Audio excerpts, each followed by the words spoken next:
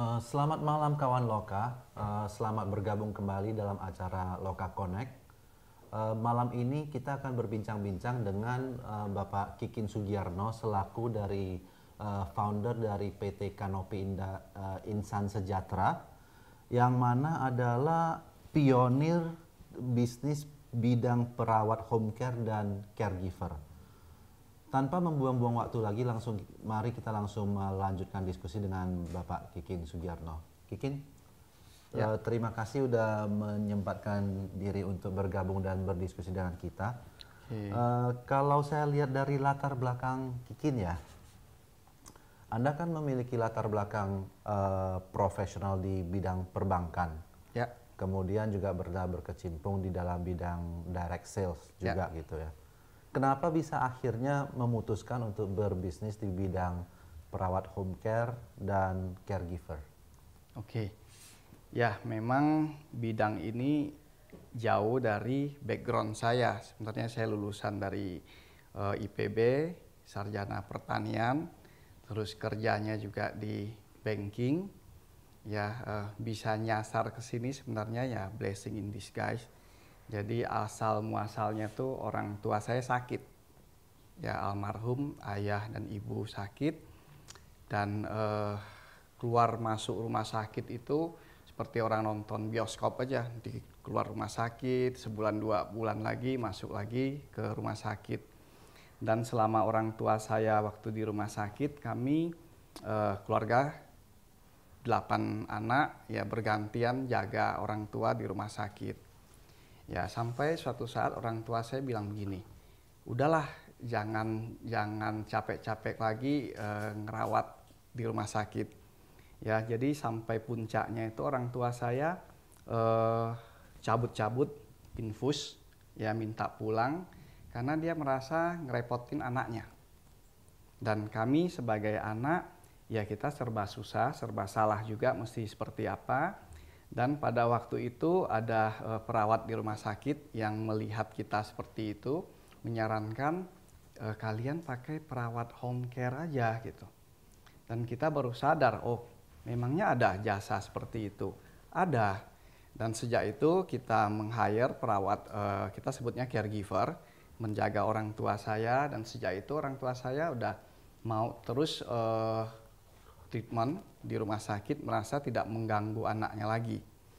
Nah, setelah keluar rumah sakit kurang lebih 3-4 tahun kami menggunakan jasa caregiver ini di rumah, dan seringkali nggak cocok, tukar ganti, dan lama-lama kita akhirnya mengerti juga bisnis ini. Ya. Dan kita menyadari ini sesuatu usaha sebenarnya yang banyak dibutuhkan orang. Dan pada waktu itu belum ada perusahaan home care yang dikelola secara profesional, ya misalnya dengan PT, masih banyak yang sifatnya perorangan ataupun yayasan. Dan kebetulan ada seorang perawat di rumah sakit yang menawarkan saya, ini sebenarnya banyak loh dibutuhkan dan belum ada yang kelola secara sungguh-sungguh. Mau nggak kita bikin? Dan kebetulan saya di banking itu kan kepala kredit, yang mana udah terbiasa membedah perusahaan orang. Saya pertimbangkan ini sebenarnya marketnya cukup besar, ya. Dan saya pikir lagi, penduduk Indonesia jumlahnya sekian banyak, yang nganggur juga cukup banyak, ya. Berarti sumber dayanya harusnya banyak. Dan pada saat itu ya kita putuskan, oke, kita akan buka perusahaan untuk mengurus orang-orang sakit. Jadi awal muasalnya itu seperti itu. Jadi berarti pada saat awal itu triggernya adalah Anda memiliki partner yang memang sudah berkecimpung dan mengerti mengenai layanan perawat berarti ya? Oh ya, betul. Awalnya saya berpartner dengan salah seorang perawat yang kita rekrut untuk mengurus operasional. Oke. Nah, kalau tidak salah, layanan yang disediakan oleh PT Kanopi ini seringkali disebut sebagai layanan paliatif ya. Oke. Bisa nggak tolong dijelaskan sebenarnya layanan paliatif itu mencakup apa aja sih gitu? Oke. Jadi sebenarnya pelayanan paliatif itu adalah sebagian dari pelayanan perawat home care ini. Ya, jadi seseorang pasien dalam proses dia berjuang untuk sembuh itu ada yang masih kita sebut masih agresif, masih berjuang untuk sembuh. Ya, nah jadi kalau tahapannya seperti itu, upaya yang kita lakukan adalah memberikan obat-obatan dan lain sebagainya supaya pasien ini dari sakit menjadi sehat kembali. Ya, tapi ada pasien dalam kondisi memang sudah nggak bisa sembuh. Contohnya adalah sakit kanker stadium akhir, ya, atau demensia, pikun. Ya, itu memang ya kalau sudah tidak bisa sembuh, tidak ada lagi upaya kita untuk membuat dia itu menjadi sembuh. Jadi yang kita lakukan adalah memanage quality of life. Ya, seperti memberikan obat penenang, obat penahan rasa sakit sehingga yang bersangkutan itu bisa nyaman sampai meninggal. Itulah yang disebut paliatif atau disebut juga hospice. Oke. Nah, pada saat Kanopi awalnya mulai berdiri, sebenarnya konsep bisnisnya itu seperti apa? Ya, pada dasarnya awal kita berdiri itu nama kanopi. Ya, kanopi itu kan artinya payung. Ya, kita ingin memayungi insan supaya bisa sejahtera. Ya, nah jadi siapa yang kita payungi? Insannya itu siapa? Ya, bagi kami di sini pertama yang kita sebut insan itu tentunya pasien dan keluarga pasien. Itu yang pertama. Ya, kita bisa bayangkan pasien yang sakit itu seperti apa, ya, atau orang tua itu mungkin pikun, lupa minum obat, ya, dan kita jaga dia supaya tidak terjatuh, yaitu insan yang kita jaga supaya sejahtera. Yang kedua, jangan lupa adalah keluarga pasien. Ya, banyak sekali kami temukan klien-klien kami itu anaknya sampai mohon-mohon kepada kami untuk minta jasa ini. Kenapa? Dia nggak bisa kerja.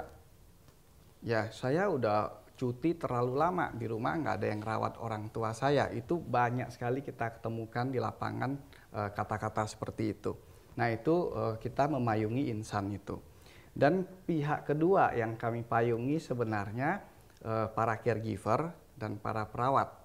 Ya, itu kita jadi semacam paguyuban ya bagi para caregiver dan perawat. Ya, dan konsepnya kami di sini kita banyak menampung anak-anak yang tidak bisa melanjutkan sekolah karena kesulitan biaya. Nah, jadi di tempat kami anak-anak itu kita ajarkan selain skill untuk merawat orang tua atau orang sakit, kita mengajarkan mereka itu harus menabung. Sampai kita ada targetnya, sampai angka tertentu dia boleh melanjutkan sekolah atau kuliah atau dia mau buka usaha, terserah. Oke. Nah, Anda sebagai pionir di bidang ini ya, bagaimana awalnya Kanopi bisa mendapatkan perawat-perawat? Oke. Nah, jadi awalnya pelayanan kita itu tumbuh secara step by step. Ya, jadi awalnya kami menyediakan perawat home care yang D3. Ya, yang D3 itu yang sama dengan perawat yang ada di rumah sakit. Nah, jadi partner saya waktu itu karena dia sudah lama sekali di rumah sakit, itu banyak teman-temannya yang sudah tidak mau kerja di rumah sakit. Ya, kenapa? Mereka ingin bisa mengatur waktu lebih fleksibel. Kalau di rumah sakit kan terikat, ada 3 shift dia harus masuk. Kalau di home care itu mereka nggak terikat waktu. Kalau misalnya anaknya itu lagi ujian, dia mau nemenin anaknya belajar, dia bisa stop dulu home care gitu. Nah, awalnya dari situ dan kemudian tumbuh berkembang, baru kita sediakan tenaga caregiver. Kalau caregiver itu anak-anak SMA, SMK kesehatan atau D1 yang kami training lagi dan sifatnya itu non medis. Ya, dan untuk merekrut tenaga caregiver juga tumbuhnya dari tahap ke tahap. Awalnya nggak tahu mesti rekrut di mana, ya kita cari misalnya dulu di daerah Jakarta. ternyata orang Jakarta nggak cocok untuk bidang ini. Baru kita keluar kota lagi, kita kerjasama dengan berbagai sekolah-sekolah. Kalau tadi Kikin bilang orang Jakarta nggak cocok untuk bidang ini, nggak cocoknya itu kenapa? Oke, ya orang-orang Jakarta itu secara umum peluang kerjanya kan jauh lebih banyak. Ya, kerjaan caregiver itu pertama yang banyak orang nggak suka itu harus menginap. Seperti babysitter, dia harus nginap di rumah klien gitu. Nah itu menjadi hambatan yang sangat besar.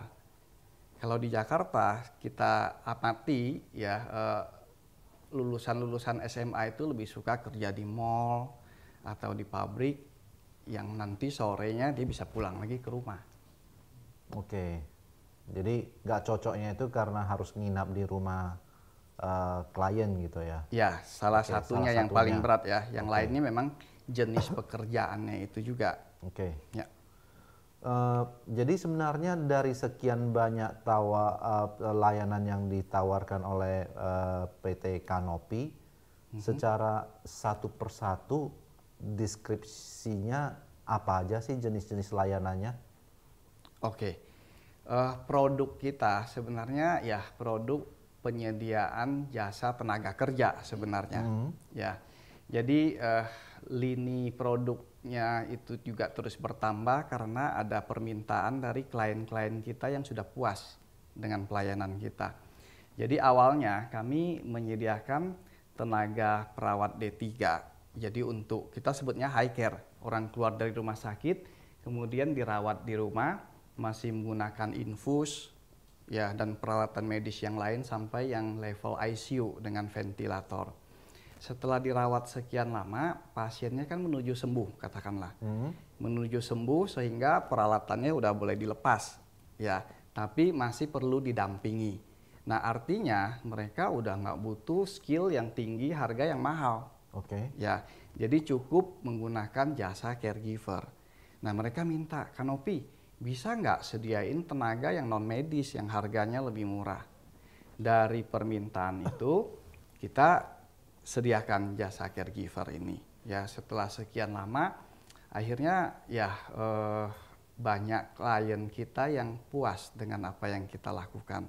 Nah, kemudian mereka minta lagi, Kanopi kan udah punya perawat, udah punya caregiver. Sekarang saya punya cucu, katakanlah, atau punya anak yang masih bayi, masih anak kecil. Bisa nggak Kanopi menyediakan juga babysitter? Ya. Nah, jadi pada waktu itu kami juga di manajemen ya memikirkan peluang ini dan kita tahu sudah banyak yayasan atau perusahaan yang menyediakan babysitter.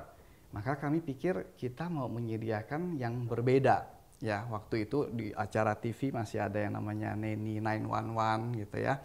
Nah, kita Kanopi keluar dengan produk yang namanya governess. Ya, kami terinspirasi seorang yang ngurus anak itu selain kebutuhan fisiknya, dia juga harus bisa memberikan layanan tumbuh kembangnya anak, termasuk kecerdasannya. Ya, itu idealnya pinginnya kita seperti itu. Ya, dan kami menyediakan akhirnya jasa tenaga governess. Ya, tapi tidak jalan mulus karena SDM-nya agak susah menyediakan seorang governance yang skill yang kita harapkan ya. Tapi dengan produk governance itu berjalan, ada perusahaan-perusahaan yang cukup besar ya meminta kita memanage daycare. Ya, di Jakarta ini kita sama-sama tahu biasanya kalau udah lebaran itu mbak-mbak pada pulang, babysitter pada pulang.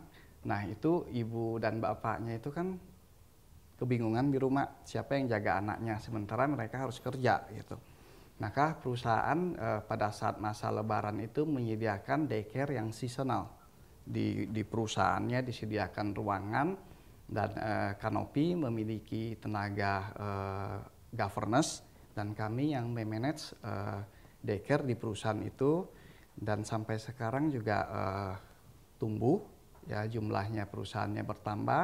Dari daycare yang sifatnya seasonal, juga sekarang sudah ada daycare yang sifatnya harian yang kita kelola. Oke. Nah, kalau kita membatasi diskusi kita tanpa melibatkan daycare gitu ya, kita cuma bicara mengenai home care dan perawat gitu. Ya. Apakah layanan yang diberikan oleh perawat kanopi itu persis sama dengan layanan perawat dari rumah sakit?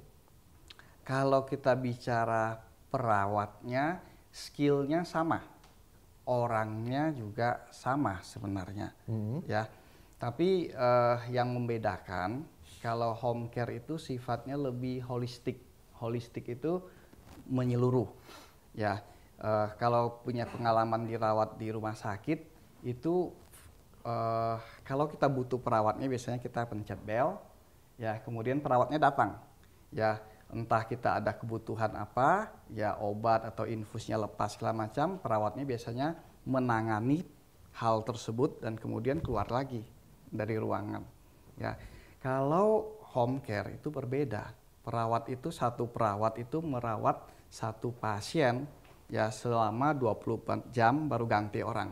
Nah, jadi yang dia layani selain tindakan medis seperti infus, kateter gitu ya, termasuk juga pelayanan terhadap spiritual, bantu doa, menghibur, memberikan kekuatan, ngajak bicara, jadi jauh lebih lengkap dan holistik. Oke.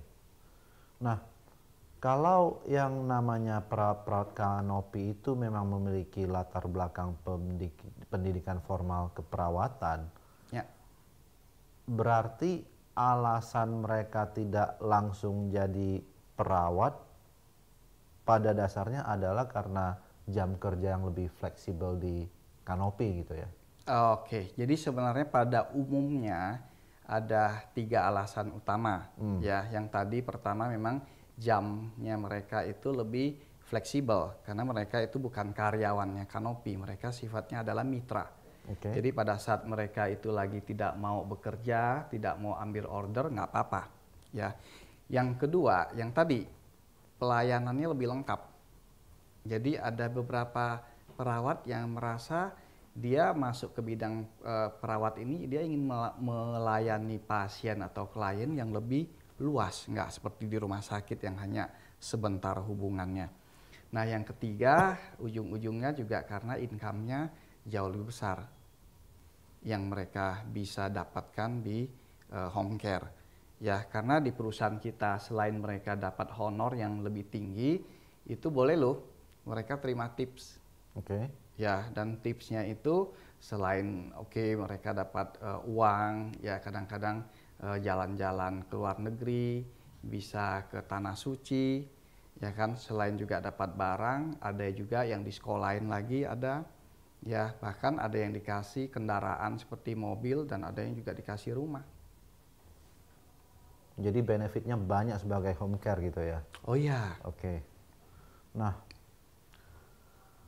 kalau kita bicara mengenai jenis customer dari sisi kanopi itu sendiri, kan ada kliennya kanopi berupa langsung pasien ataupun rumah tangga pasiennya, dan juga ada klien kanopi itu berupa rumah sakitnya gitu. Oke. Ya. Nah, kalau dilihat dari sisi sejarah kanopi, mana yang lebih duluan, menyediakan perawat untuk kebutuhan rumah tangga dulu atau menyediakan perawat untuk rumah sakit? Oke, ya tentunya dari cerita sejarah kanopi di mana didirikan karena orang tua saya sakit, jadi sudah pasti dimulai dari pelayanan home care itu ya dari rumah. Oh, rumah dulu ya. ya. Dimulai dari juga perawat yang D3, yang medis, ya kemudian berkembang kita menyediakan tenaga caregiver. Ya, caregiver kan non medis, anak-anak SMA. Ya, nah tenaga caregiver ini sering nemanin pasien untuk berobat di rumah sakit. Nah, rumah sakit juga membutuhkan tenaga yang namanya asisten perawat. Ya, kalau kita lihat tenaga kerja perawat di rumah sakit, beberapa rumah sakit itu perawat juga mengurus misalnya mengganti linen, mengganti spray segala macam yang sebenarnya bisa dialihkan ke caregiver sehingga biaya rumah sakit kan lebih murah tentunya. Nah, jadi rumah sakit meminta kita menyediakan tenaga asisten perawat yang sebenarnya juga caregiver gitu. Nah itu tahapannya seperti itu. Oke. Nah, eh,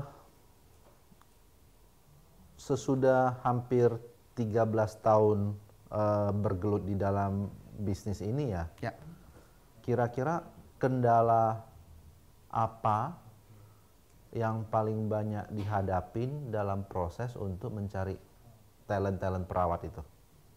Oke, ya yang awalnya ya pada saat saya diajak untuk mendirikan perusahaan ini 13 tahun yang lalu, saya berpikir di Indonesia itu dengan jumlah penduduk yang begitu banyak dan konon katanya jumlah pengangguran juga cukup banyak ya. Dulu saya berasumsi sebenarnya akan mudah mendapatkan tenaga kerjanya. Justru yang saya pertanyakan waktu itu apakah marketnya ada yang membutuhkan jasa ini ada ya. Tapi setelah berjalan baru kita sadari sebenarnya marketnya itu ke usernya itu besar sekali, permintaan itu luar biasa banyaknya, kita sampai kewalahan. Yang susah itu adalah mendapatkan tenaga kerja khususnya untuk yang tenaga caregiver yang SMA ini gitu ya. User kita itu paling besar ya daerah Jakarta dan sekitarnya. Ibaratnya saya memasang iklan di satu media kawasan aja itu sudah cukup banyak yang terjangkau, yang tahu layanan kita. Sementara yang kerja itu ada di berbagai pelosok-pelosok daerah. Dan kita perlu memberitahukan lowongan kerja ini kepada mereka. Nah itu menjadi tantangan yang cukup besar. Bagaimana orang di berbagai pelosok daerah ini secara geografis yang menyebar sangat luas ya untuk kita datangkan ke Jakarta. Ya memang kita bekerja sama dengan berbagai sekolah SMK yang ada di daerah-daerah dan kebanyakan mereka link ke Kanopi ya. Tapi kita tahu sendiri kalau sekolah SMA itu kan 1 tahun baru lulus 1 kali ya, dan biasanya di bulan Juni Juli mereka lulus baru bisa datang kita, padahal kebutuhan kita sepanjang tahun kan ada ya. Nah akhirnya ya kita mendirikan semacam jaringan-jaringan perekrutan ya di berbagai daerah supaya tenaga yang kita sediakan itu ya bisa stabil dari bulan ke bulan. Jaringan perekrutan itu maksudnya seperti apa? Oke. Jaringan perekrutan ini kita memiliki agen-agen ya yang kita yang memang kerjasama khusus dengan Kanopi ya, bisa individu perorangan, bisa juga institusi ya yang biasanya memiliki minat yang sama dengan kita ya. Kanopi itu kita punya lambang, salah satunya itu adalah kupu-kupu ya. Kita mengajak orang-orang yang punya keprihatinan, ada anak-anak yang mau melanjutkan sekolah tapi tidak ada biaya, terkendala dengan biaya. Nah kita itu memberikan skill kepada mereka, kita kasih training ya, setelah itu kita salurkan mereka bekerja ya, dan mereka itu masih kita lindungi pada saat mereka bekerja. Kita ajarkan, kita adakan program mereka bisa menabung ya. Dan banyak di antara mereka yang sudah bisa melanjutkan sekolah lagi. Nah, orang-orang yang punya minat seperti itulah yang kita jadikan agent di berbagai daerah. Ya, dan mereka lah yang secara rutin mengirim tenaga untuk kami didik dan kita salurkan untuk bekerja. Berarti seperti biro jasa perekrutan begitu gitu ya? Ya, kurang lebih seperti itu. Oke. Nah, dengan kondisi saat ini talent-talent itu dari luar Jakarta kebanyakan dari daerah mana? Oke, kebanyakan dari daerah Jawa Tengah ya, juga ada sebagian dari Flores ya, dari Sumba, ada sebagian lagi dari Lampung sampai Palembang Ya, terus ada juga sebagian lagi dari Nias. Oke. Kenapa hanya daerah-daerah tersebut? Padahal Indonesia itu kan cukup luas gitu ya. Oh ya, eh, setelah 13 tahun ini berjalan, kita harus akuin juga ya dari pengalaman, ternyata ada daerah yang memang kurang lebih cocok untuk karakteristik pekerjaan ini. Ada daerah juga, maaf kita katakan, kurang gitu cocok untuk pekerjaan ini. Ya, jadi setelah berjalan kita bisa mengetahui itu. Kedua juga dari sisi jarak. Ya, misalnya kalau saya mendatangkan tenaga caregiver ini dari Irian Jaya gitu ya, mungkin terlalu jauh. Biaya transportasinya juga mahal. Karena banyak di antara mereka mau datang ke tempat kita pun nggak ada biaya. Itu biaya harus dari kita kan gitu. Ya, sebagian lagi juga kendala bahasa. Ya, jadi ada daerah tertentu kalau kita kasih training itu butuh waktu yang begitu lama karena bahasa Indonesianya tidak lancar. Kalau tadi Kikin mengatakan bahwa karakter-karakter yang memang cocok untuk jenis pelayan ini, contoh karakter-karakter yang cocok itu seperti apa ya? Oke, bidang kita ya jelas ya merawat orang-orang sakit dan orang tua. Tentunya itu cocok sekali dengan orang-orang yang punya jiwa pelayanan. Panggilannya itu senang melayani orang lain. Ya, ada daerah tertentu memang kita lihat mereka itu senang sekali kalau menjadi guru, senang sekali menjadi biarawan, biarawati, itu menjadi kebanggaan bagi keluarga. Nah, untuk tipikal karakteristik yang seperti itu yang memang kita lihat lebih cocok. Oke. Nah, kalau tadi kita bicara mengenai karakter gitu, itu kan terkait dengan talent-talent perawatnya. Kalau kita bicara mengenai tantangan ataupun kendala-kendala yang dihadapi oleh Kanopi sebagai sebuah institusi dalam berhubungan dengan customer, kendala yang paling terasa itu apa gitu ya? Yang mungkin kendala yang paling mengganjal dengan pasien ataupun keluarga pasien. Oke, sebenarnya gini, kita itu menyediakan tenaga SDM, sumber daya manusia. Ya, berbeda kalau orang jual, misalnya jual handphone atau apa, yang kalau tipenya seperti ini, spesifikasinya seperti ini sudah jelas fiturnya. Ya, ini handphone bisa apa aja itu sudah jelas. Ya, kalau SDM itu ada yang namanya chemistry, cocok atau tidak cocok. Ya, jadi kadang-kadang klien kan nanya, ini caregiver yang kamu sediakan atau perawat yang kamu sediakan ini bagus nggak gitu.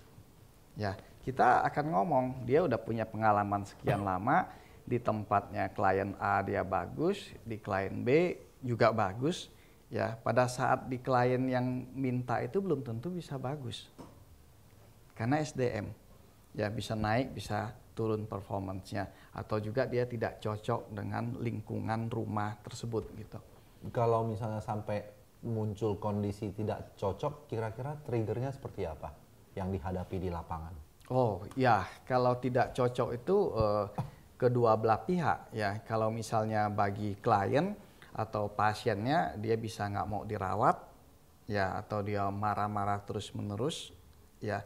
Dan yang bagi kalau yang bekerjanya yang nggak cocok di situ, yang kadang-kadang yang memberatkan kita itu misalnya tahu-tahu kabur dari tempat kerja.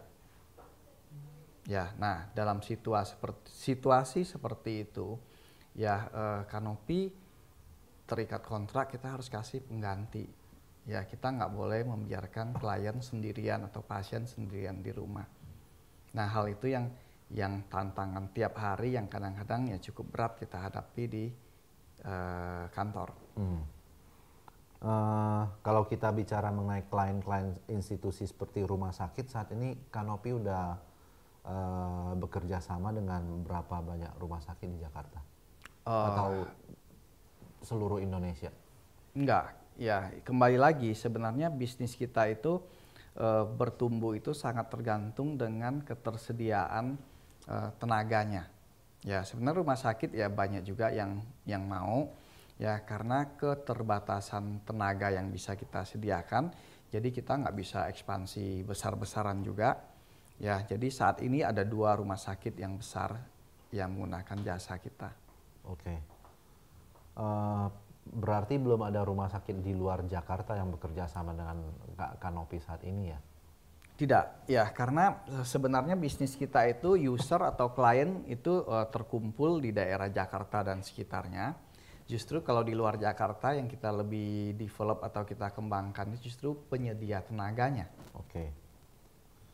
Nah, kalau kita bicara mengenai tenaga perawatnya, biaya yang dibutuhkan untuk menggunakan jasa seorang perawat itu kira-kira berapa ya Kinya? Tarif, Ya. ya tarif yang harus dibayar oleh klien. Di sini ada 2 kelompok, ya yang satu ya kita sebut perawat, ya perawat home care atau perawat medis, ya. Nah itu mulai dari perawat junior sampai yang level ICU, ya kalau yang termurah itu kurang lebih 500.000 per 24 jam. Ya, kalau seperti yang di ICU biaya perawatnya itu bisa mencapai 1 juta per 24 jam. Ya. Nah, selain tadi yang perawat, ada lagi yang non medis yang caregiver. Ya, yang caregiver itu dia seperti babysitter, dia nginap di rumah klien. Itu biayanya yang termurah 2 juta sebulan. Yang sudah pengalaman ya bisa sampai 4,5-5 juta per bulan ya, dan dalam sebulan mereka itu mendapatkan hak untuk libur 2 hari. Nah kalau liburnya itu tidak diambil, jadi artinya mereka terus bekerja di situ juga bisa diganti dengan uang kurang lebih 200.000 per hari, jadi 2 harinya 400.000. Jadi biaya honor seorang caregiver yang paling murah plus uang liburnya 2.400.000. Nah, kalau untuk yang home care medis berarti hitungannya per 24 jam. Per 24 jam. Kalau hitungannya per 24 jam mereka juga tinggal di rumah dong ya? Iya, tinggal selama 24 jam. Ya, kemudian kalau high care itu kan dia itu harus jaga terus. Ya, setelah 24 jam akan ganti lagi orang. Jadi biasanya satu tim itu satu pasien 2-3 tenaga perawat. Supaya bisa bergantian. Ada rotasinya. Ya. Oke. Nah, di umur Kanopi yang sudah memasuki tahun ke-13 ini ya. Ya. Apakah ada cita-cita khusus yang ingin dicapai oleh Kikin dan Kanopi dalam waktu dekat? Anggap aja dalam waktu 2 tahun umur Kanopi yang ke-15. Ya. Ya, tentunya cita-citanya ya kita ingin menambah beberapa lini pelayanan ya berkaitan dengan kebutuhan-kebutuhan yang kita lihat ada. Ya, terus juga kita lebih ke memantapkan positioning kita. Ya, jadi tenaga-tenaga SDM yang ada di luar kota itu ya sebesar mungkin marketnya harus kita bisa dapatkan kalau jangka pendek ini. Saat ini kan operasional Kanopi hanya di Jakarta dan sekitarnya. Ya. Seharusnya layanan sejenis, produk dan jasa sejenis itu bisa minimal diterapkan di minimal 10 kota besar di Indonesia dong. Betul. Ya. Tapi sampai sekarang kan belum direalisasikan. Ya. Kendalanya masih tetap masalah sumber daya manusia, betul.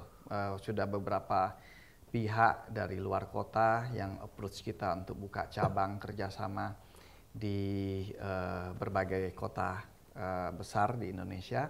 Tapi kembali lagi, bahan bakunya cuma segitu.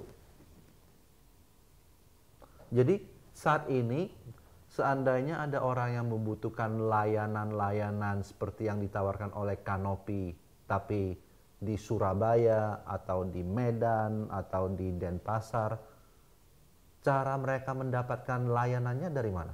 Oke, ya sebagian kita layanin juga, ya layanan sampai ke Medan, Palembang, Pontianak, ya sebagian kita layanin juga. Ya kadang-kadang kalau di daerah-daerah itu mereka nggak menjangkau kita, mereka sebenarnya juga bisa cari perawat di kotanya masing-masing, ya melalui rumah sakit, ya. Atau ya kalau mereka nggak pakai jasa perawat ya akhirnya ya pakai tenaga seadanya juga gitu. Oke. Nah, apa suka duka yang paling berkesan dalam mengembangkan kanopi? Yang sukanya dulu deh. Yang sukanya, oke, ya tentunya kita banyak mendapatkan testimoni, ya bisa dilihat juga di website kita sebenarnya ada dari klien-klien kita yang puas ya dengan pelayanan yang kita berikan. Yang kedua juga dari tenaga-tenaga caregiver kita yang akhirnya bisa sekolah lagi, bisa melanjutkan cita-citanya. Itu satu kepuasan yang nggak bisa diganti dengan uang tentunya. Dukanya apa? Nah, kalau kita bicara Tarik duka, nafas yang panjang. ya. Kalau kita bicara duka, kalau dari sisi yang kerja, ya kadang-kadang kita tuh punya niat, ya membantu mereka dari ulat jadi kepompong dan jadi kupu-kupu, ya. Tapi banyak juga yang rontok di tengah jalan, ya karena mereka nggak kuat melayani, ya mereka merasa berat. Ya dan yang kadang yang lebih apa ya, lebih menyakitkan kadang-kadang yang pulang ini ceritainnya jadi virus di masing-masing daerahnya gitu, yang ngarang cerita yang negatif dan lain sebagainya. Itu satu. Nah kalau dari sisi klien yang kadang membuat kita itu merasa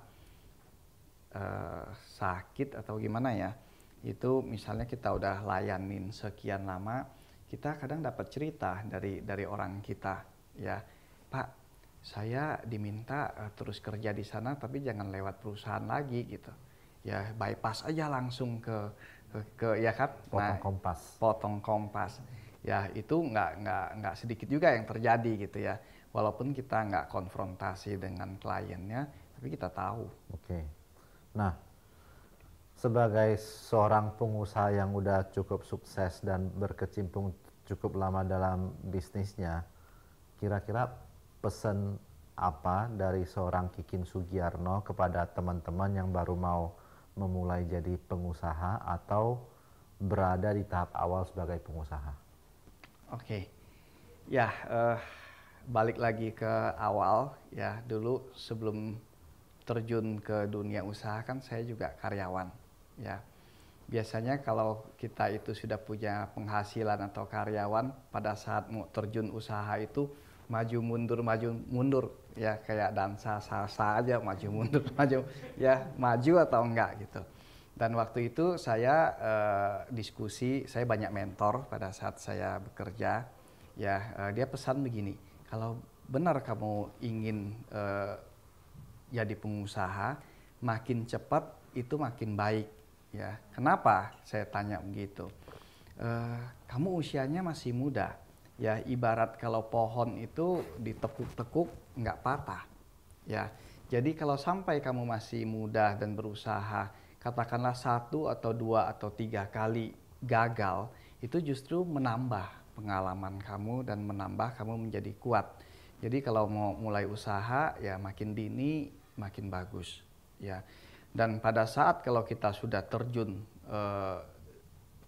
dan jadi pengusaha, ya kita jangan cepat putus asa gitu. Ya pasti setiap usaha yang dirintis di awal itu penuh dengan tantangan, dan ya kita harus belajar dari setiap permasalahan, ya dan kita harus cari solusinya. Oke. Mungkin dari hadirin sekalian ada yang mau bertanya? Selamat malam. Ini sebenarnya pertanyaan saya singkat aja sih. Saat ini untuk tenaga sebagai caregiver atau perawat rumah itu sudah berapa sih Pak? Terus kemudian kalau tadi kan Bapak bilang SDM-nya kurang Pak, nggak bisa memenuhi. Nah, perbandingan antara demand dengan SDM yang direkrut itu kira-kira perbandingannya berapa banding berapa sih Pak? Oke, terima kasih. Ya, sebenarnya kita tidak ada data statistik perbandingan sampai seberapa banyak ya over demand-nya. Ya, tapi yang kita armada kita saat ini yang kita kelola ya masih belum terlalu besar, sekitar 600-an tenaga yang kita kelola. Itu dari yang individu ataupun yang di corporate. Selamat malam. Saya Dimas. Sebenarnya saya mau nanya ke triknya Pak Kikin deh. Tadi saya dengerin dari awal problemnya kayaknya yang paling besar itu ya perekrutan itu ya dari SDM-nya.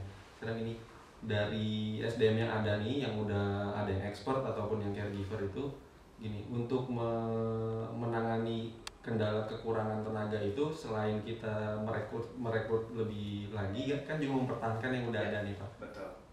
Ada nggak ada trik-trik dari Kanopi sendiri untuk memaintain yang udah ada supaya mereka tetap tetap fokus di yang dikerjain sekarang, dan kan kalau sekarang tawaran pekerjaan semakin tinggi dia semakin gampang dia untuk pindah, misalnya udah berpengalaman bertahun-tahun dia bisa pindah ke rumah sakit gitu yang lebih besar. Itu ada trik dari Kanopi sendiri untuk menangani itu nggak Pak? Oh iya. Ya, terima kasih. Terima kasih. Ya, tentu ya saya sepakat ya dan setuju dengan apa yang Pak Dimas sampaikan ya, untuk memenuhi kebutuhan atau kebutuhan klien atau pertumbuhan perusahaan, tentunya dua hal itu udah betul ya, kita memperbanyak jumlah yang masuk untuk kita training, dan kedua mempertahankan yang bekerja. Sebenarnya kerjaan ini turnovernya juga cukup tinggi ya. Nah, trik supaya mereka itu bisa kerjanya lebih awet ya, nggak gampang berhenti ya, tentunya kita harus membangkitkan kepada mereka bahwa pekerjaan ini adalah suatu pekerjaan yang mulia, satu ya. Ini suatu kerjaan yang ada selain dapat uang itu ada amal ibadahnya juga ya. Jadi mereka itu harus mencintai dan bangga terhadap profesinya ya. Nah, bagaimana mereka itu bisa bangga atau mencintai profesi ini, yaitu bagian dari training yang kita berikan. Jadi ada satu materi yang khusus untuk itu ya, yang kita kalau boleh jujur mengatakan dari katakanlah 100% orang yang hadir di kita yang benar-benar punya keinginan untuk menjadi caregiver gitu ya, panggilan cita-citamu apa, cita-cita saya caregiver gitu ya, ya hampir nggak ada yang seperti itu. Tapi kalau cita-cita jadi misalnya polisi lah ya kan, perawat masih ada gitu, jadi dokter banyak, tapi jadi caregiver kan nggak banyak. Nah, itu tantangan buat kami ya, membuat mereka akhirnya oh bidang ini ternyata saya sukain juga dan saya cintai. Itu ada di trainingnya. Ada pertanyaan lagi dari audiens? Saya Gilang, saya mau bertanya tentang, ini jauh lebih ke program CSR ya Pak ya. Maksudnya kalau misalkan Bapak ini kan tentang kemanusiaan gitu, apa yang udah diberikan sama Pak Kanopi untuk masyarakat lewat program CSR gitu Pak? Oke. Terima kasih banyak Pak Gilang. Ya, CSR itu memang suatu hal yang harus dilakukan oleh perusahaan ya, kalau memang mereka itu sudah mampu ya. Dan Kanopi kami banyak membantu orang-orang ya, terutama mitra-mitra kita ya yang membutuhkan bantuan misalnya di bidang pendidikan ya. Nah, di luar terhadap mitra kita ya, kita adalah program CSR, misalnya membantu masyarakat yang kurang mampu ya, sumbang ke sini ke sana, itu udah cukup rutin juga kita lakukan.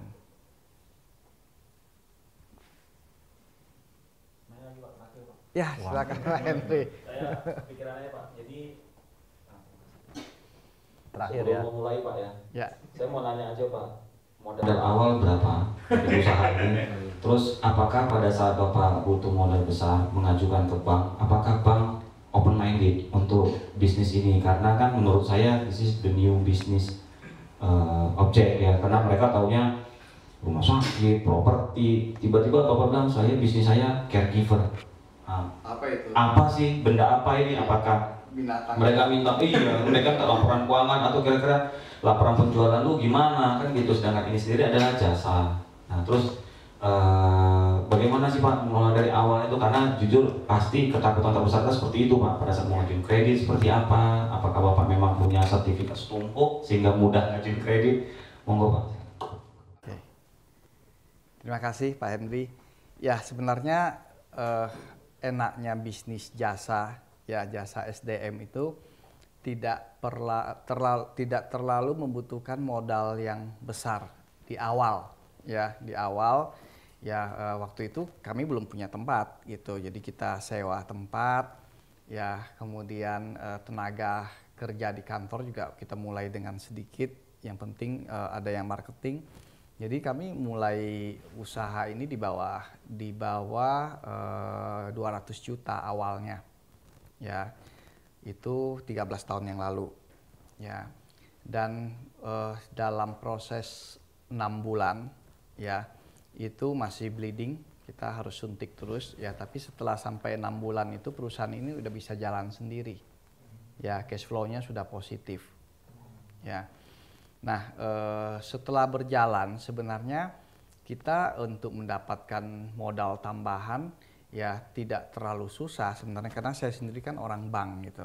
Asalkan ya dari awal saran saya adalah kalau kita misalnya milih satu bank gitu, ya jangan terlalu banyak mutasi di bank ini, bank ini, bank ini, bank ini. Jadi kan nggak kelihatan ya. Tapi kalau kita mulai dengan satu bank, semua transaksi kita di sana, mereka bisa lihat kok, nggak perlu data dari kita. Oh ternyata omsetnya memang naik terus terlihat gitu. Ya dan jangan lupa ya kita harus punya relasi juga ya, karena bagaimanapun karena dulu saya orang bank ya, bisnis kita mau sebagus apapun tapi relasi sangat penting ya, karena yang namanya karakter credibility itu yang dinilai oleh orang bank juga kan gitu Pak. Ya, nah setelah jalan sekian tahun sebenarnya sudah ada yang dari non bank juga menawarkan kerjasama. Ya jadi bagi kita branding suatu nama perusahaan itu harus diciptakan dan dijaga. Ya mutu pelayanan kita kredibel, dapat dipercaya, itulah suatu nilai, satu value. Kira-kira gitu Pak Andre. Ada pertanyaan dari Twitter? Selamat malam Pak Kikin. Selamat malam Yuk. Saya akan membacakan beberapa pertanyaan yang masuk ke akun Twitter Lokal Media. Yang pertama dari @sinigami Dwi. Bagaimana sih sistem perekrutan SDM-nya? Apakah dengan sistem outsourcing? Oke, tadi sebenarnya udah kita singgung ya. Jadi proses perekrutan kita itu melalui jaringan agensi. Ya, agensi itu bisa perorangan, individu yang memiliki passion yang sama dengan kita, ingin membantu orang-orang yang putus sekolah, biasanya dimulai dari sana, ataupun agent yang sifatnya sekolah-sekolah, ya institusi, itu dua jaringan itu yang kita pakai saat ini. Selanjutnya pertanyaan kedua dari @kustianana. SDM yang sudah direkrut di training atau tidak? Kalau di training, berapa lama training yang dilakukan? Oke. Ya, itu syarat standar ya, karena bisnis kita itu pelayanan yang berkaitan dengan nyawanya orang. Jadi training itu adalah satu hal yang memang harus, ya pada umumnya kalau lulusan dari SMA itu kita training kurang lebih 1 bulan penuh. Dan yang terakhir dari @naila Sofi. Ada kendala nggak sih selama menggeluti bisnis di bidang penyedia jasa perawat ini? Itulah ya, kalau kita lihat bisnis laundry booming, begitu banyak bisnis laundry itu berkembang ya. Dulu kalau ada pisang goreng Pontianak tumbuh begitu banyak ya. Kenapa bisnis ini nggak banyak yang ikut?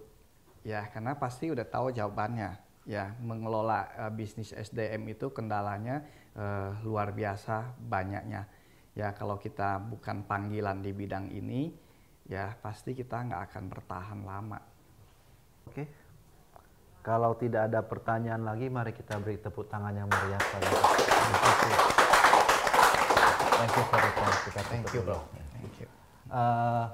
Kawan Lokah, demikianlah diskusi kita dengan Bapak Kikin Sugiarno selaku founder dari PT Kanopi Insan Sejahtera. Kita akan bertemu lagi dalam acara Lokah Connect berikutnya. Tunggu kehadiran kita dan selamat malam. Terima kasih. Wah, habis ini banyak follower nih. Wah, mudah-mudahan gitu. Itu udah ada satu tuh yang mau bikin.